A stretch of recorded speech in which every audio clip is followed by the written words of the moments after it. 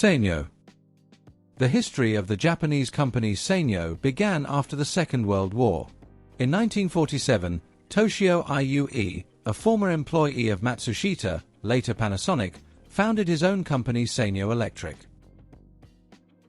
The company's name translates as Three Oceans, reflecting the young brand's ambitions to conquer the global market. Toshio, being a relative of the legendary Konosuke Matsushita, was given a vacant Matsushita factory, where he started the first production. The start was modest. Sanyo produced generator lamps for bicycles. But very soon the company made a name for itself with innovations. In 1952, Sanyo created Japan's first radio receiver in a plastic case. It was a step that made household appliances cheaper and lighter. And in 1954, the company introduced the first Japanese washing machine with an activator, making home life much more comfortable. By the early 1960s, Sanyo had gradually expanded its product range from simple lamps and radios to televisions and consumer electronics. In the heyday of transistor technology, the company kept up with the trends. A landmark product was the Sanyo 8P2 portable transistorized TV, 1962, one of the first portable TVs built entirely on semiconductors. Small, about 8 inches diagonal, and battery-powered, this black-and-white TV demonstrated a move away from bulky tube circuits to the compact technology of the future. The Sanyo 8P2 appeared at almost the same time as the legendary Sony TV 8-301. Both set the trend for miniature televisions that could be viewed almost anywhere. This success reinforced Sanyo's reputation as an innovator capable of competing with the best Japanese brands. In the late 60s, Sanyo set out to expand outside Japan. A key role was played by American Howard Ladd, who became vice president of Sanyo Electric in 1969 and by 1970 had brought the brand to the US market. An aggressive marketing campaign on television and radio stations quickly made the Sanyo brand recognizable in North America. But even more important was the decision to acquire the American firm Fisher Electronics. In 1975, Sanyo bought from Emerson Electric the famous audio brand Fisher, renowned for audio equipment. Under Ladd's leadership, the new Sanyo Fisher division moved to Los Angeles and became a profitable player in the U.S. consumer electronics market. Sanyo, through the Fisher brand, offered Americans a wide range of equipment: home stereo systems, car stereos, quadraphonic receivers, and the latter were given special attention. Sanyo actively promoted the trend for 4-channel sound, producing quadraphonic amplifiers and turntables. Ladd's slogan was simple: "We will make any quadro system. Let the buyer choose what records he wants to listen to, and we will give him a system to listen on." This bold strategy earned its keep. In the 1970s, Sanyo's sales in the US grew 12-fold, from $71 million in 1972 to $855 million in 1978. The ambitions of Three Oceans were beginning to come true. One of the key areas of the period was video technology, where Sanyo showed both ingenuity and the ability to admit mistakes. Initially, the company developed its own video cassette format called V-Chord in the first half of the 70s. However, V-Chord was not a massive success. Consumers were inclined to formats from major competitors. Having learnt its lesson, Sanyo decided not to reinvent the wheel and joined the Sony camp, choosing their Betamax standard as the main one. Already in 1977, Sanyo released its first Betamax VCR, model VTC 9100, known in North America as Betachord. This heavy device with piano-type keys cost about $1,000 and showed high build quality. Sanyo VTC 9100 recorded and played backcassettes in Beta 2 format, which attracted many buyers, as Sony itself sold Betamax video recorders much more expensive. In subsequent years, Sanyo developed a line of Beta video recorders. There were models with improved quality, Super Beta, and stereo sound, Beta Hi-Fi. For example, one of the best sellers of 1983 in the UK was the Betamax VTC 5000 Sanyo VCR. It was cheaper and lighter than Sony's competitors, which ensured its popularity. In parallel, Sanyo expanded its presence in the TV and video segment in the United States. In 1976, the company acquired the Warwick Electronics television production facility from Whirlpool. This plant manufactured televisions for the Sears store chain. As a result, Sanyo became a major OEM supplier. Under the brand Sears in the late 70s, early 80s sold TV receivers actually produced by Sanyo. This strengthened the position of the Japanese brand overseas.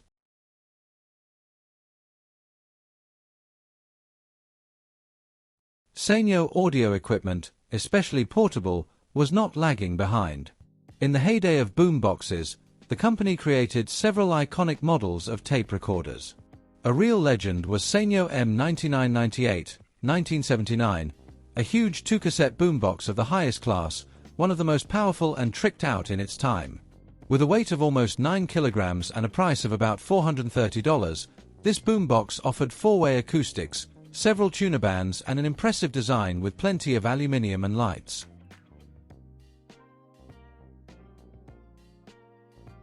Sanyo M9998 quickly caught the attention of enthusiasts and young people. Its futuristic look and loud, clear sound made the model a cult favorite among boombox collectors. Sanyo produced variants of M9998 for different markets, making minor changes, for example, models with LU or K indexes for Europe and Asia. This cassette recorder became a kind of Sanyo signature at the turn of the decade. It was a demonstration that the company could compete with Sony, Sharp, and Panasonic in the category of large portable cassette recorders. Another interesting Sanyo cassette player became famous thanks to Hollywood.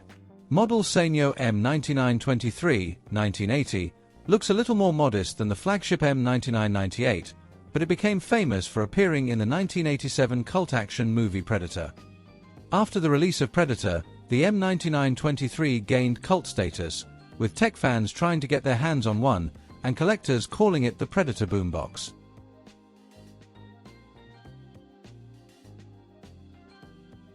The early 80s brought new challenges to Sanyo. The war of video formats continued, the confrontation between Betamax and VHS. Despite Sanyo's success with Betamax, the market dictated its own terms. In the end, the VHS standard, promoted by JVC, Panasonic, and others, won. For some time Sanyo tried to sit on two chairs. On the one hand, the company remained loyal to Sony and continued to produce Betamax VCRs until 1986. But since 1984 Sanyo began to produce in parallel VHS recorders, first under the brand Fisher for the US, and then under its own brand. Thus, by the mid-80s Sanyo completely switched to VHS, not wanting to lose the market for video rental and home recording. Curiously, the good relations with Sony allowed Sanyo to quickly master other video formats. For example, Sanyo was one of the first third-party manufacturers to support the new Video 8 camcorder standard introduced by Sony in the mid-1980s. Sanyo produced compact camcorders on Video 8 cassettes, making this technology more accessible to the general public.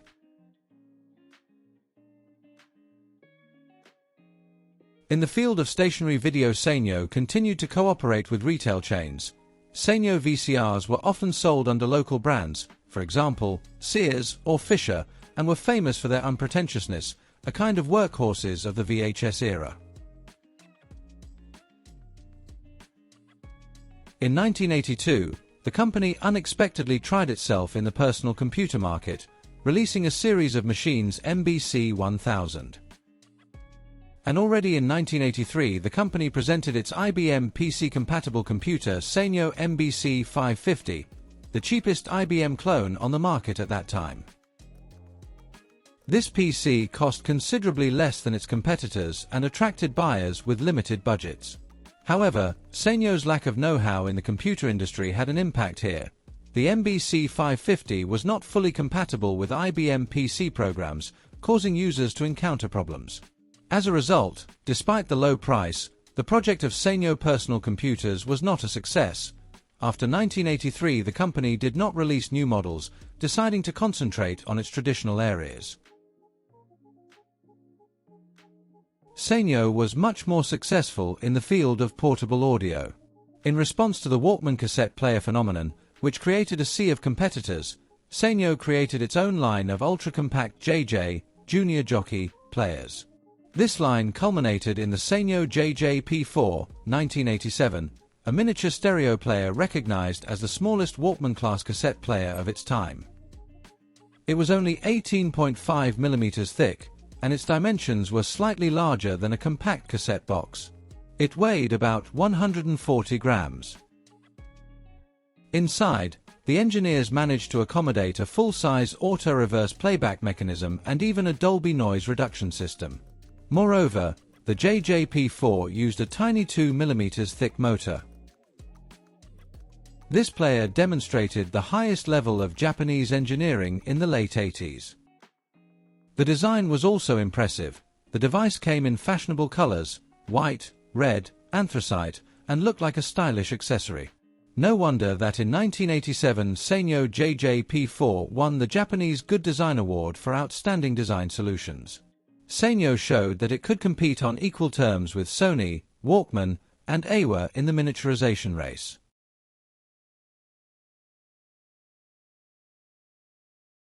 By the late 1980s, Sanyo was a major international player with a reputation for producing good quality and relatively inexpensive electronics. In 1986, Sanyo's US division and Fisher finally merged into one company, Sanyo Fisher, USA. This restructuring increased efficiency, although it led to the departure of a number of old managers.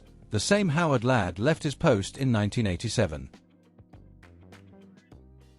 Nevertheless, overall sales continued to grow. Sanyo had firmly established its niche. The company was confidently entering the 1990s, although ahead of it awaited both new achievements and serious challenges. In the 90s, the electronics market was globalizing and consolidating. It was becoming increasingly difficult to compete. Sanyo continued to produce the widest range of equipment, from TVs and video cameras to air conditioners and microwave ovens. However, the market situation demanded new right technological solutions. In 1992, Sanyo engineers developed the world's first hybrid solar panel by combining a silicon crystal with thin film layers. In the following years, the company invested in the production of photovoltaic panels and by the early 2000s became one of the world leaders in solar energy. Another key asset was batteries. Sanyo started commercial production of nickel-cadmium batteries back in 1964. In 1990, it mastered nickel-metal hydride batteries, and in 1994 it was one of the first in Japan to launch production of lithium-ion batteries. At the turn of the century, the company controlled an impressive share of the global battery market, 41% of the Li-ion market in 2002, supplying batteries for laptops, mobile phones, and even hybrid cars. It can be said that the 90s became a time of diversification for Sanyo. The company shone less in the consumer AV sector, but laid the foundation in other areas, from renewable energy to portable power supply. However, the huge investments in semiconductors and solar plants did not return immediately, and the Asian financial crisis of the late 1990s hit. By the early 2000s, the first clouds of large debts were hanging over Sanyo. Nevertheless, there were successes in Sanyo's 90s products themselves. The company still offered good TVs. Especially popular were small color TVs for kitchens and bedrooms, produced VCR players with support for advanced features. For example, in later models of VHS they implemented the functions of karaoke and improved noise reduction. And under Sanyo and Fisher brands AV receivers and CD players of basic and middle level were released, not high-end, but strong middles, appreciated for acceptable quality and price. In general, the 90s were relatively quiet for Sanyo, neither loud breakthroughs nor failures, rather slow progress on the inertia of former achievements. Sanyo met the new millennium with the hope of a restart. In the mid-2000s, the company's management announced the Sanyo Evolution project strategy, deciding to position the company as an ecological corporation of the future. Huge funds were thrown into the development of those areas where Sanyo already had a strong position: the aforementioned solar panels, climate technology, air conditioners, batteries, up to batteries for hybrid cars. At the same time, it was planned to support key consumer products, especially successful ones. During this period, Sanyo did come out with some very bright devices in the field of AV technology, which, however, could hardly be compared in terms of commercial success with the hits of the previous decades. One of the successful novelties was Sanyo PLV Z1 Projector, 2002. It was an LCD projector for home cinema with native 16:9 widescreen resolution. Essentially, the PLV Z1 offered enthusiasts a big screen at home for relatively little money, about $1,500 at launch. For the first time, a projector with WSVGA matrix, 964 by 544 pixels, and 800:1 contrast ratio was positioned as a budget projector for the mass entertainment sector.